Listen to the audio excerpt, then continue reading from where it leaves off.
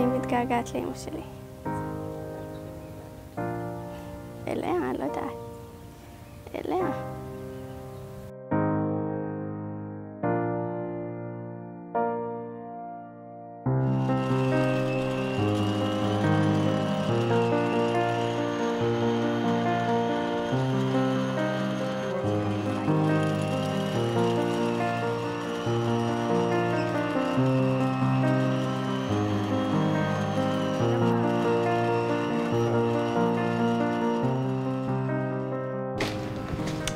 אתה חושב שהקשר בינינו זה משהו מיוחד? מי זה בינינו? בינך לביני. ודאי. תנחשי. יודעת כמה התאמצנו עד שהגעתי אלינו? כן, יודעת. אז זהו. אז זה הקשר המיוחד. דבר נוסף, את הבת היחידה שלנו. נכון? כן.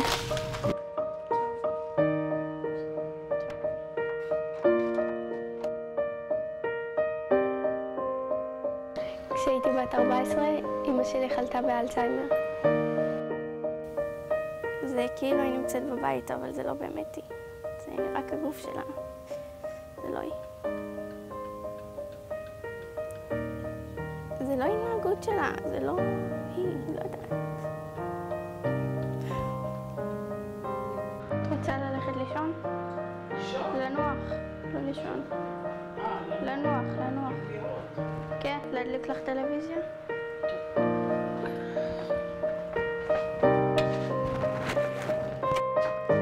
שבי. אני חושבת.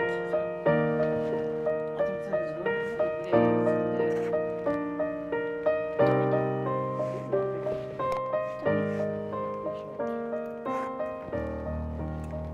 היא הייתה שמחה.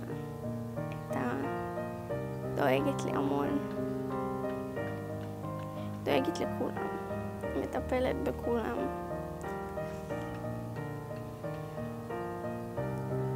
עכשיו המצב השתנה, אני צריכה לעזור לה. זה לא מצב נורמלי כרגע, כאילו, לא בזמן הזה. כאילו, בסופו של דבר, כל אחד צריך לטפל בהורים שלו, אבל לא בגיל הזה.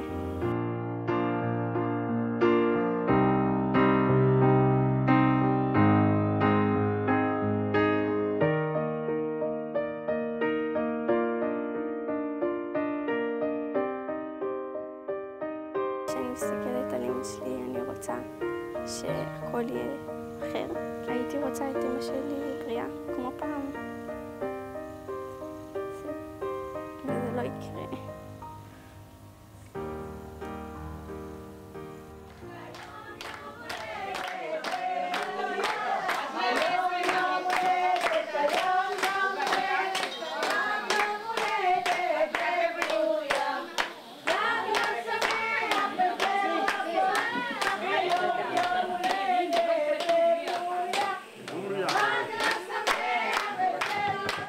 נראה לי שזה איבד את המטרה קצת.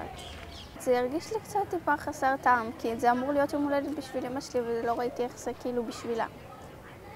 כאילו, בערך בשביל, כאילו עושים את זה בשבילה, אבל היא לא נראה לי שהיא שמה לב שזה בשבילה.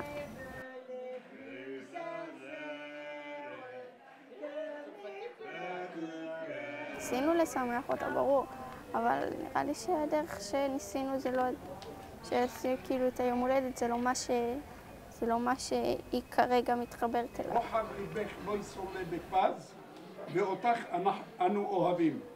רק בריאות ושמחה. הדודים שלי ברכו אותה וזה.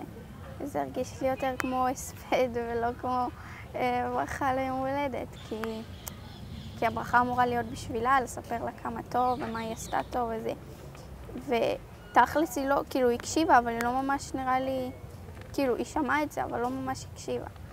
אז כאילו למי זה היה? זה היה אמור להיות ברכה בשבילה ולא בשביל שאר אנשים.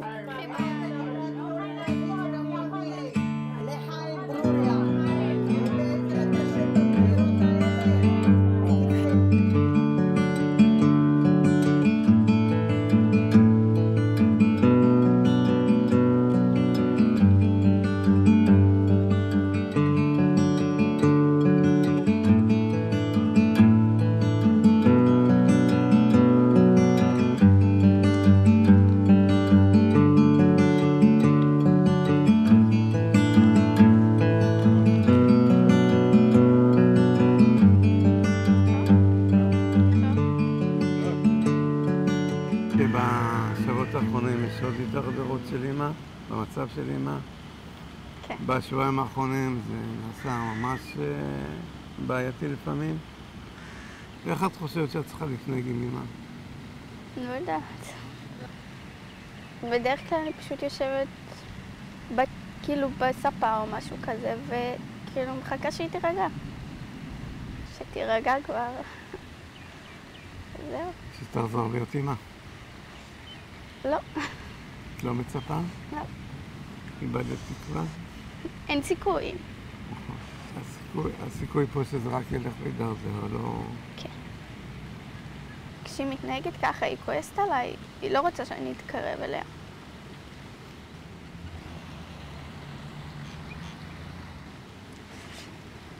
אין לי מה לעשות, אז אני יושבת בצד.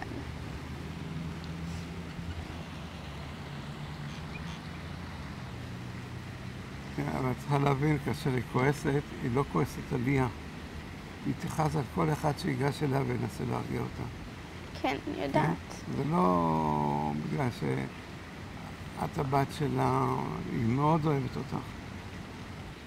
מה הכי חסר לך מכל הקניות, הטיולים, מה? שהיא תהיה ותקשיב לי, אבל שבאמת תבין.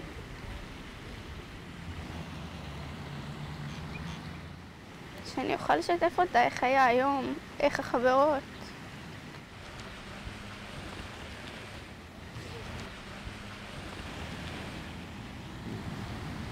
ההתעלמות שלך היא לא טובה. את אוגרת ואוגרת ואוגרת, ובסוף, כאשר יוצא משהו, אז זו כבר התפרצות מאוד חזקה. במקום שכל פעם, את לא צריכה לשמור בלב, כן? את צריכה להיות איתי פתוחה, אני משתדל להיות איתך פתוחה. את צריכה לומר לי מה שאת חושבת, כי בסך הכל אני משתדל להיות גם האבא וגם האמא. אני יודעת שאתה משתדל ושגם קשה לך, אבל לפעמים זה לא משנה, כאילו זה לא אותו הדבר, זה לא אמא. אף פעם זה לא יהיה אמא. אין תחליף לאמא. כן. בסדר? בסדר. טוב? טוב.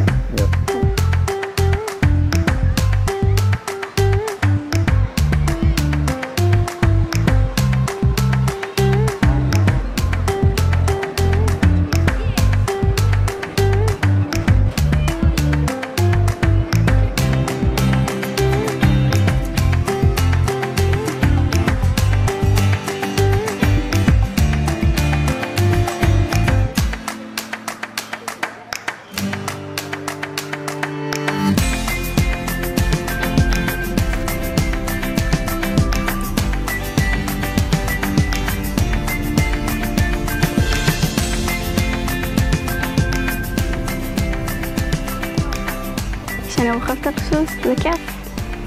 כיף לי. פתאום מתעסקת בסוס ולא במה שקורה. הרבה פעמים הייתי רוצה לשכוח ולהתעסק בסוסים או דברים כאלה.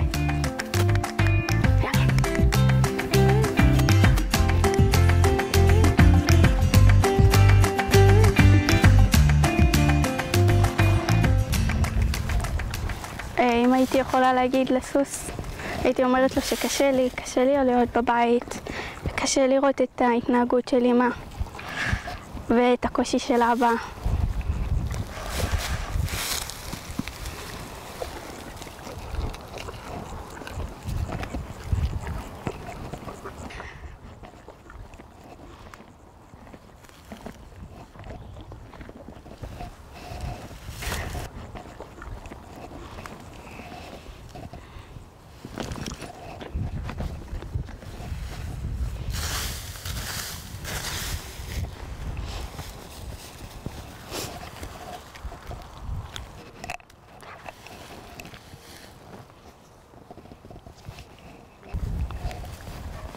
אם הייתי יכולה להגיד משהו לאמא שלי שהיא תבין, הייתי רוצה להגיד לה שאני אוהבת אותה ושאני מתגעגעת אליה.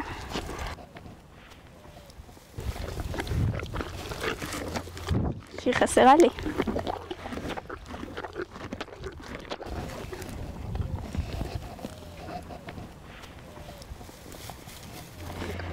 רוצה להגיד לאבא שלי שאני מעריכה את מה שהוא עושה.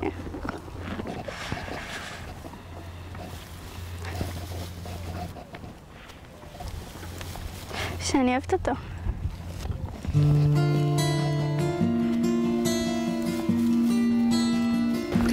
אני רוצה להסתכל קדימה ולהאמין שיהיה טוב. אני מאמינה שיהיה טוב.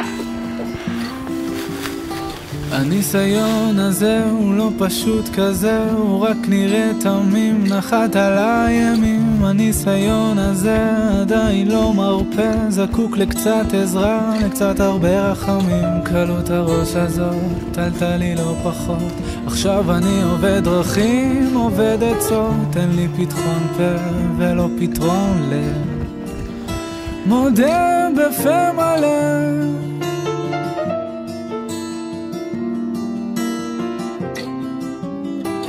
אז תן לי יד, הושט לי יד, כי אני לא יכול עם זה יותר לבד. ענק לי שמה קולי, ותן לי את הדעת להבין הכל, כי רק אתה יכול לתת לי את הדעת לשנות ולשפר ולתקן. ותן לי את הדעת להבין הכל, כי רק אתה יכול לתת לי את הדעת לשנות ולשפר ולתקן. הניסיון הזה הוא לא פשוט כזה, הוא רק נראה תמים, נחת על הימים. הניסיון הזה עדיין לא מרפא, זקוק לקצת עזרה, לקצת הרבה רחמים. קלות הראש הזאת, טלטלי לא פחות, עכשיו אני עובד דרכים, עובד עצות, אין לי פתחון פה ולא פתרון לב, מודה בפה מלא.